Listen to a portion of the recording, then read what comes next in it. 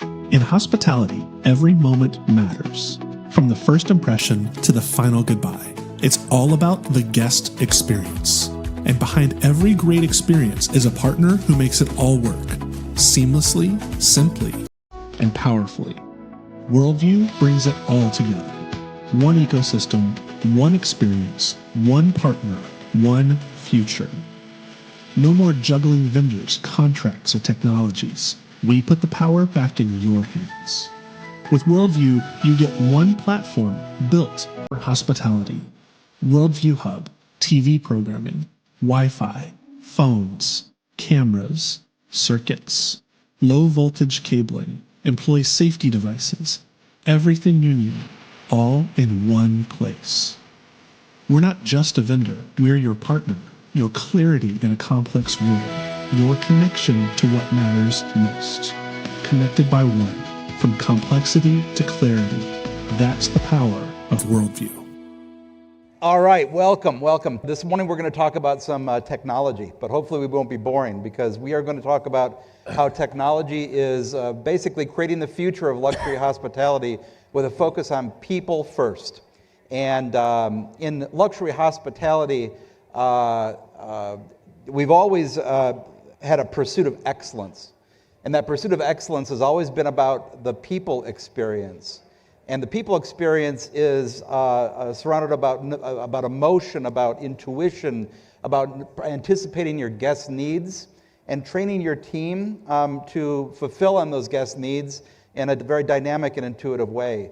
Today, we're using technology to help our employees, our staff members, and our guests themselves deliver exceptional experiences, even better than before. So on stage today, I am honored to welcome an expert in hospitality with one of the most innovative hotel companies in the space, Matt Schwartz with Sage, and a representative of another dynamic group called LG, a little company based out of, I think it's South Korea, if I'm not mistaken. Yeah, not the other one. Yeah. And LG is doing some excellent, innovative things in the hotel space. Has been dedicated, committed to the hotel space for years now. And my company, Worldview, is proud to work with both these companies and both these individuals. So some great people. I'd like you guys to start by introducing yourselves. We'll start with Matt first. Tell us a little bit about yourself, about your company. Sure, great. Thanks for having me up here. You just got a chance, for those who were here earlier, to see Walter, our co-founder and CEO. Founded the company in 1984, so over 40 years ago, with a fellow classmate of his from the Cornell Hotel School, and always been based in Denver. It's privately held. We have about 100 hotels and restaurants in the continental U.S., so a lot of exciting projects, as Walter talked about. I've been with the company, last week was 10 years. Wow. So Good opportunity to see, oh, thanks, look at that. Yeah, they should have a party for you tonight. Longevity these days. That's right. You know, they should have a party for you tonight for the That's 10 right. years. Yeah. So anyway, that's a little bit about Sage. Okay. Okay. Gary. Gary Hasty with LG. I'm in the R&D side of LG, looking at what's next, what's possible. I've been there for a couple of years. Came out of AT&T for 24 long years, looking at hospitality as well as looking at how IoT can help change the way people treat the data that's coming in. So yeah, great to be here. Thanks. Good, thanks. So we start by talking about personalization and about kind of building this experience with technology, but with technology comes things like privacy and making sure that the guests still can maintain their identity without just being another number or a username or a password, right? Right. So, I'd like to start by asking the question that came up through a conversation we had with a gentleman here at the show that has a resort in Costa Rica, I believe. Right. And he said, he went and we've got TVs in our trade show booth here, and he said, I really need to have TVs, but I don't want TVs. So how do we deliver an experience that kind of fulfills both needs, which is, how do you make the technology disappear? And so, Gary, I'd like to start with you. Yeah. You've got some ideas, I'm sure, and then we'll move to Matt on that too. Yeah, so I've worked in the past with a lot of luxury brands, so it was, I want to use technology, but I don't want the guest to know I'm using technology. So it was even everything from having the concierge use gesture controls instead of going to a keyboard. How can I keep that person engaged with the other human, but I've got technology working in the background? Some of the things that we're starting to do, like you mentioned, and it's great that your TV comes on and you've got a welcome message, your name and all that, but we're looking at other things that can be passed. So more than just a connection to a PMS to say this guest is checked in. We're seeing brands start to gather, preferences. And so if I can just send the preferences to that room for that guest, go ahead and not really automation for the sake of automation, but set the mood. And so, I know they like to sleep at this temperature. I know the lighting's at this percentage. Things like that of just helping tell that story to the guest as this journey, pans out. But do it intuitively, so it's not, here's a 10-page questionnaire to fill out and we're going to try to meet your needs. Gather data as you get to know the guest. I mean, the most important thing is the guest is opted in. They're in control. You don't want to cross the creepy line, but you get really close to the creepy line. But the guest has totally got control over that. Sure. Yeah, Matt, you're doing some cool stuff with room automation, this interesting technology initiatives. How would you answer that question? How do you make it disappear into the guest experience? Yeah, it's interesting. Last night, I got back into my room. It was 8 p.m. It was 8. Some time zone. 8 p.m. is when the second dinner started, I think. But anyway, so sometime well past 8 p.m. And I walked into my room and I heard this music playing. I don't remember leaving the radio on or anything else. There was just this music playing, and my room was dark. And I was trying to figure out, where is this coming from? And I get over by the bed, and the TV was on, but blacked out.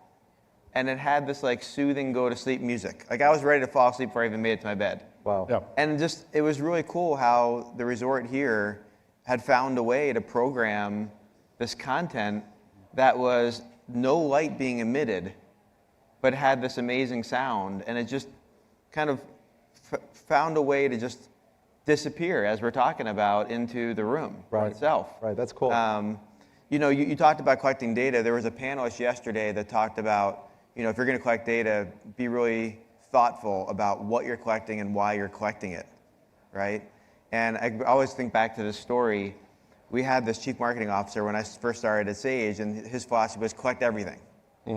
So we signed up for one of those kind of web services where you can, match your data with some big database.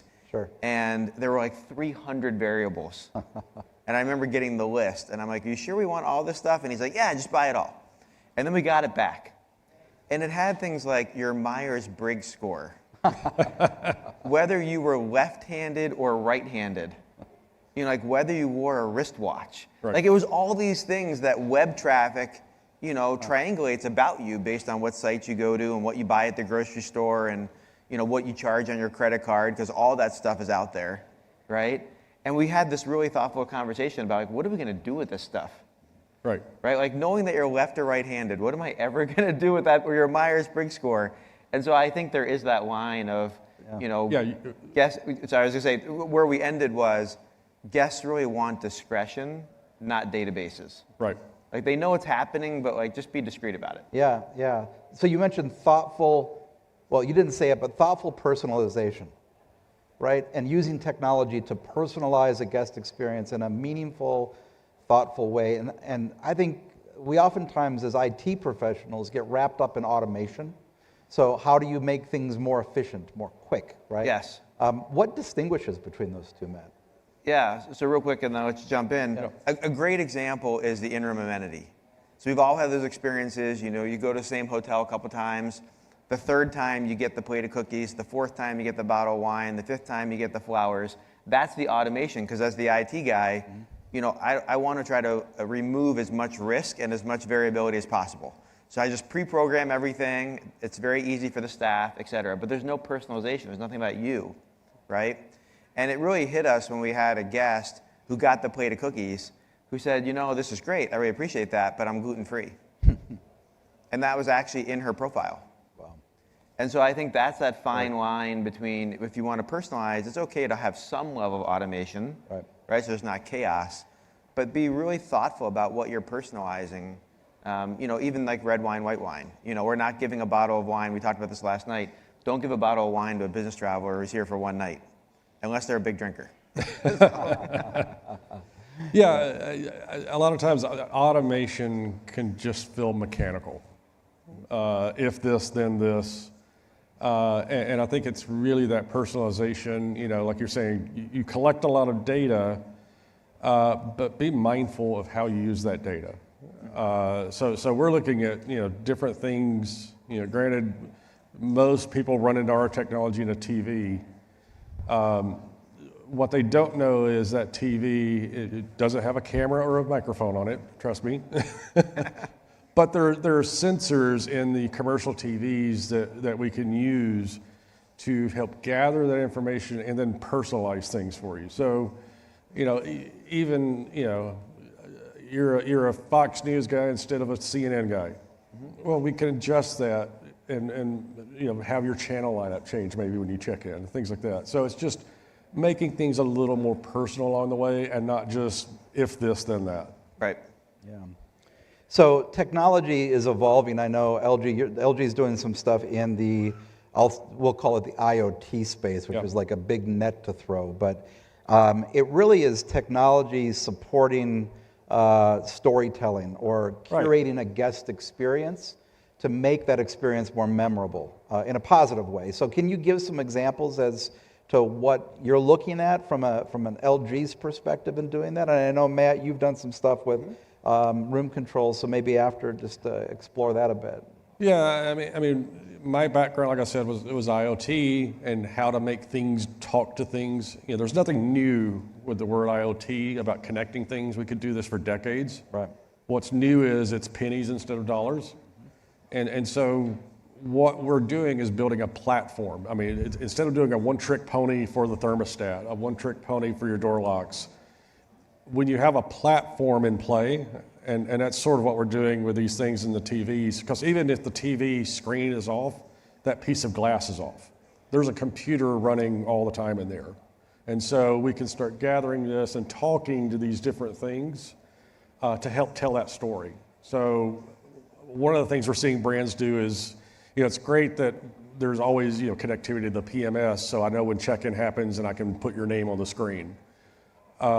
We're starting to see brands looking at the personalization journey on that and doing more events for the room. And so we're getting feeds that say, okay, yes, the room was just checked in, Mr. Smith is now here. Oh, by the way, he likes his lighting at 50%. He is a CNN or a Fox News watcher. And he likes jazz, so make sure there's some jazz on, and things like that. And so tell that story. I'm a huge Disney nerd. I'm a believer in the front of stage and the back of stage and how Disney runs. Mm-hmm. You've got to tell a story. Mm-hmm. Mm-hmm. Yeah, Matt, how about you? Yeah, no, it's interesting. So at Sage, we patented this bed, and you kind of have to see it, but it's a big contraption. It's lofted, it's got stairs to get to it, and underneath there's a desk that pulls out, and there's actually like a closet that pulls out. It's where you can hang your clothes. It's very cool. It's at the Catbird Hotel in Denver, and we're building another one of these. But anyway, what we ran into was guests would go up into their bed and then realize, oh man, I didn't turn the TV off, or I forgot to turn the light off in the bathroom, or whatever it is. So we partnered with Worldview. We put up this really cool panel when you're lying in bed, and it's like when you're there, you can just press, and it's very intuitive. The buttons is what you're pressing. And you can there's blinds, there's shears, there's 2 different TVs in the room. You have lights on the stairs, which is another one, because then you have, the risk management folks get nervous when you get stairs in the middle of the night. And so you're crawling out of bed, and once again, it's kind of automated. So first you hit the first stair, the lights go on, but just a little bit. And so that's just an example of the room controls of not just having them when you first walk into the room, right, but like where else are those places in the room where they might make sense, right? Remove as much friction as possible. On the LG side, I was traveling with my kids recently, and my kids are they just watch everything on their phones, not even tablets, right? So they're on their phones, they're watching Netflix. My wife is in the next room, she's not watching on her laptop, right? Right. And I'm trying to educate them, like, hey, there is this big, like, 80-inch TV, and they're like, well, we want to watch our Netflix show. Right. And then I said, well, I knew this was an LG set-top box, so it's like, it supports casting. Yeah. And they're like, well, what's casting? And I showed them in Netflix how they could, and they were just like blown away. A technology that's been around for a long time, but we don't really, as an industry, necessarily promote it. But here you got the 75, 80-inch TV in the room, and a lot of these kids don't go to the movies anymore, right? So that's kind of the closest they have to a movie theater experience. Right. And so what we've started doing is putting in more like surround sound and really encouraging that TV use so that you're on a sofa or you're in the bed, not only do you have this amazing TV experience, but putting in the surround sound and then really advertising that. Right. So. Right. That's good. That's good. I know LG. In our conversations, I know LG is really focused on defining the luxury experience through the products you sell and the services that a company like Worldview can integrate into innovative mindsets like Sage in terms of providing and curating these experiences. And you recently had a partnership or have done a partnership with Bang & Olufsen from a sound perspective. And I know last night at the little get-together, you guys tried to take over the entire... No, we did. I guess, yeah. And so can you tell us a little bit about the thought behind that or what you're doing in the luxury space that is going to help define luxury experiences? Yeah, I mean, that was a great partnership with them. They're integrated into our Procentric platform. We've got some really nice OLED screens that are really built for the luxury space. Have had some for a long time. Right. I've got a few in my house. And it just made sense that you don't just put a sound bar there. You put the B&O sound bar there. And like the OLED screens, if there's a black background on a show, it really stands out in the picture. Yeah. But we had to have audio to go with it. And I would say the first time I played with the B&O stuff, I was a little skeptical because it's a little pricey. Yeah. And then you turn it up, and you're like, oh, I get it. And so it just really helps tell that complete story. And it's just a beautiful piece of hardware, and just it really gets you into the movie or into the show you're watching. Right. Okay, good. So as technologists, we're always looking at technologists in the hospitality space. We're always fighting the battle between fighting for capital dollars and investment, making sure that we're held in check with our operating expenses. There's a trend for managed services now in the IT space, which reduces your CapEx demands, but maybe adds to your operating expense budget. Commoditizing a solution or a service that is technology like Wi-Fi or like TV is something that we deal with every day. Matt, speak to that a little bit in terms of what your mindset is, what Sage's mindset is towards that, and how you differentiate yourselves from the others. Yeah, so when we're talking to hotel owners, really what we want to think about, and Walter did a great job explaining this in the last panel, we're looking at a long-term horizon, right? And so we really encourage owners to think about, first and foremost, the networking infrastructure, because if you're planning short-term, there's just going to be more and more consumption of data and bandwidth going forward with what's coming out. What started off as 720, then 1080, then 4K, now there's 8K. Pretty soon there will be VR goggles in every room or whatever it is. And so it starts with the network, and then it really starts with these other investments as we're talking about. And it used to be just have a great big TV. But I think what you just heard is so critical, which is oftentimes the sound gets overlooked. And the sound is so critical to having an amazing experience. And then our chief creative officer is speaking downstairs. So if you want to leave and go hear her, you can go hear her. But she's going to talk about the lighting. And the lighting is something that as a technologist, we don't always think about.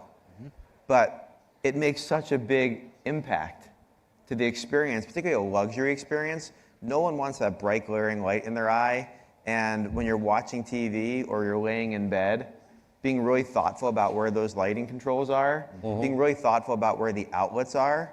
It used to be you needed a plug. Then it was a regular USB-A. Now it's a USB-C. Now you want the passive charging. So all that stuff continues to evolve, and we just try to encourage owners just think about that in the long run, and think about, you're making this investment on all these different platforms across all these different guests that you want to offer a seamless experience to. Right, right. Yeah, the struggle, I think, one of the struggles is that the technologies are changing so rapidly. And the consumer/guest demands are following those changes. Whether it's an app that they're used to seeing and experiencing, or some other technology, maybe it's a wearable, something. In the hotel or real estate life cycle, it's tough to keep up with that. So we're always being pressured to kind of innovate at a more cost-effective way and deploy at a more scalable and secure way. So I think that's a big challenge. Gary, what are you seeing in that space? Is that something you're tracking? Well, especially in the TV world in a hotel, in a consumer, the new TV comes out. Guess what? The old TV's going to the basement. I got a new one with bells and whistles here. We all know that TV is going to be 10 years in a hotel. And so what we are trying to move more and more towards is, convincing the owners to get a smart TV. You don't want it right now, you don't need it, but we can actually push out firmware. So it's a software updatable, and so you've got a platform you can grow to rather than a dumb TV that in 2 years, it'd be great if we could do casting on here. Well, I'm sorry, you can't. And like when we introduced Google Casting, we introduced AirPlay, there's no hardware involved. We send out the software and it's there, you can do it. And that's what I see as the future of is you got to make sure you've got this platform of growth, and then let software be the king, and then we can push out these fixes and changes. Because you can move faster with software development. For me to retool manufacturing hardware, it's going to be a little bit of time. Software, I can get out quick. Yeah, that's really like the Tesla approach, right? Yeah. You're going to have this car for 10 years. I'm going to keep innovating, and it's 100% going to be through software. Right. And every 6 months, I can make something fun and exciting for your car so it feels new and special to you. And it's just a software upgrade. I can make the car faster. I can make it, have different lights go off. I can have different sounds. Make it burp. Make it, whoopee cushion, whatever it does. But yeah, I mean, I think that I think that is the future. Is how do you make a box or any kind of form factor that can take these software upgrades? Right. So with that being said, if you look out the next 5 years, so from now, late 25 to 2030. What kind of technology do you see being relevant, coming to fruition? What kind of changes can we expect over the next 5 years? And feel free to dream. Yeah. Well, I mean, last night when we went over to down the strip, and if you haven't taken this yet, highly recommended. You go down to the lobby, you go outside by the big sphere thing, and there's the Zoox ride. So for those who don't know Zoox is the competitor to Waymo. Zoox is owned by Amazon. Waymo is Google. When we asked what was the difference between Waymo and Zoox, the woman said, "I don't know, but I know that Zoox is Waymo better." That's her joke, not mine. But I told her I'd tell the joke on the stage. Way more better. But anyway, so I do think there's something to the autonomous cars. I do think if you have young kids, they may not need a license. They may not ever need to worry about learning how to drive. And I do think as hoteliers, we do need to be conscious of this idea of, these autonomous cars are coming. It's going to have an amazing opportunity. I mean, imagine if you sent one of these cars to the airport for your guest. Right. And what you could educate them about your hotel on the way back. You could have a fleet of these shuttles just out there, or even taking your guests around. I mean, they're lower cost oftentimes than having a person. And so I'm very bullish on the autonomous driving, I think, number one. And then staying with that same thing of robotics, because autonomous driving is just another form of robotics.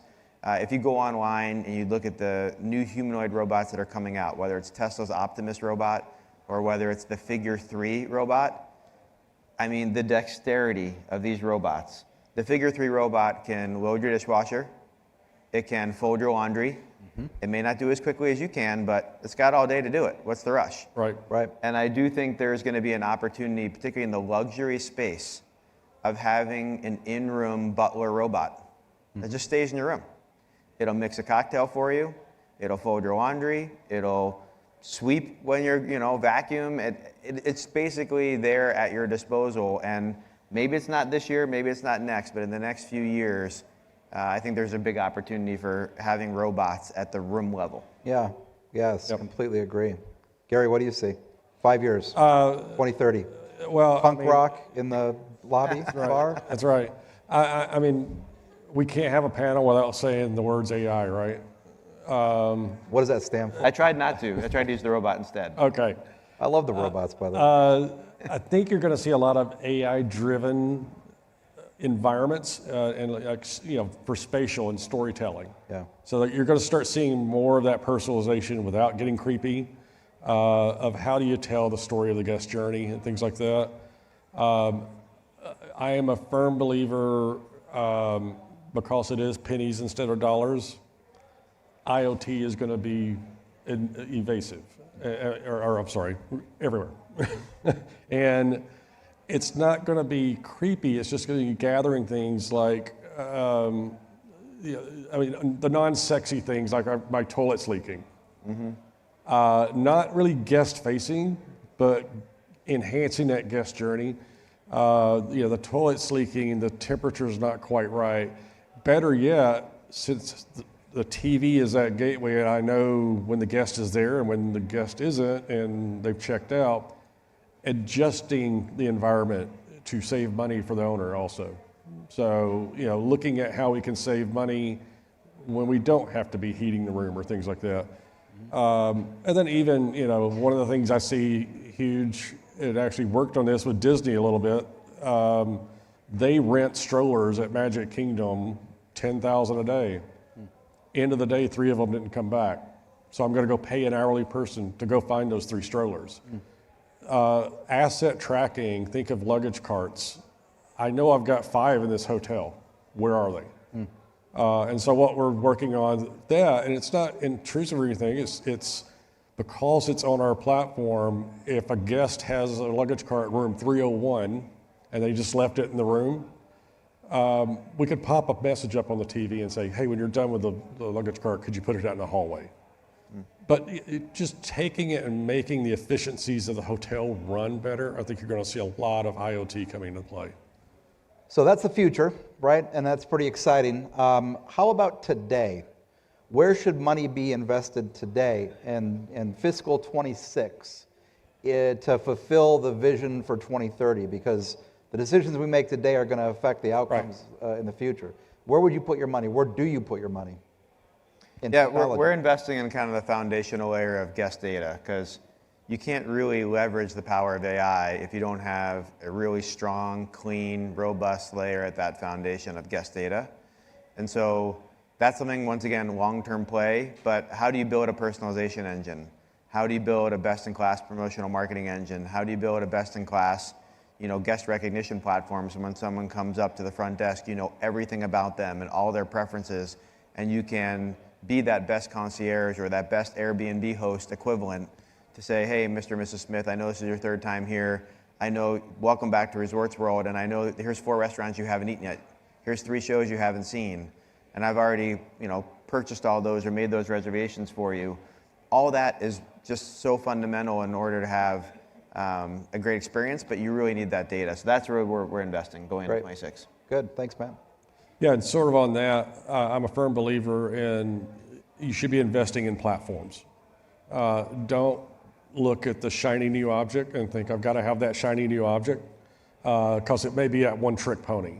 But if you've got a platform for growth and a platform for all this data, you may not need it right now, but you're setting yourself up for the future. Mm-hmm. And you don't have, the door locks don't know what's going on with the drapes and things like that. It all really has to play together, and so it has to be based on a platform to do that. Okay, that's great. Yeah, one thing we evangelize is to the platform play, your infrastructure. What does your structured wiring look like? Because behind every great wireless or mobile experience is fantastic wire, right? And so we look at, we evangelize making sure that your wiring is up to speed. And then on the cloud-based platform, the services, that's where your AI is going to be hosted. Make sure you're developing a strategy. You have a plan, because if you don't, you're going to be behind the times. Yeah, even when you're looking at the Wi-Fi, if you're already having guests complain about your Wi-Fi and you start throwing more and more on top of it, fix the you need to be Wi-Fi, prepared fix for your that. wiring, then your Wi-Fi. And the bandwidth. Yeah. A lot of times they'll fix the Wi-Fi, but you forget you got a DSL line or something coming We'll all be Starlink advocates someday. Right. Just kidding. All right, we got a minute, so if there are any questions, we'd love to take them. Any questions from the audience? Heckles. Heckles? Throwing bad tomatoes? Right. Yes?